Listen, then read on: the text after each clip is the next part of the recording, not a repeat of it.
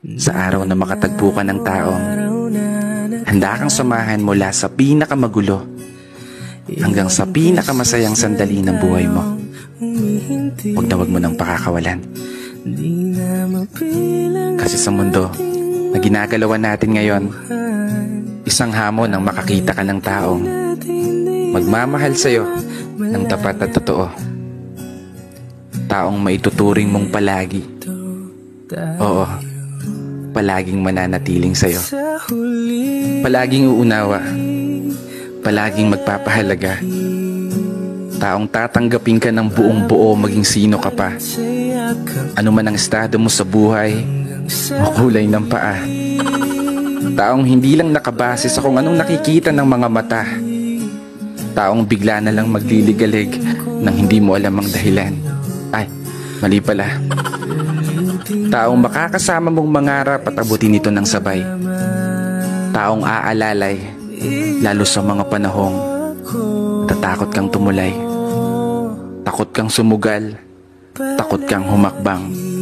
Pinanghihinaan ng loob sa pagkakataong hindi umuugnay ang mga plano at gusto sa pag-ikot ng mundo. Isang palagi napupuno sa mga pagkukulang, kahinaan at kalakasan na tinataglay mo.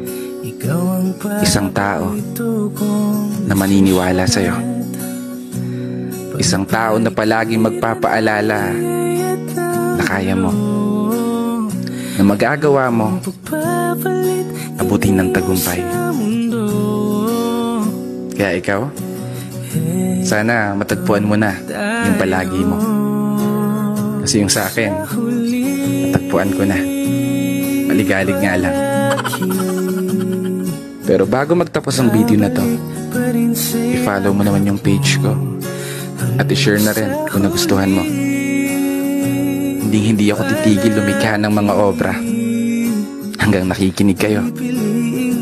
Kaya isang pagpupugay para sa lahat ng mga tao na patuloy na nagmamahal at patuloy sumasabay sa hamon ng buhay.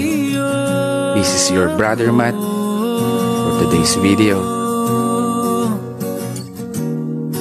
Sa pagdating ng ating pilak at kinto,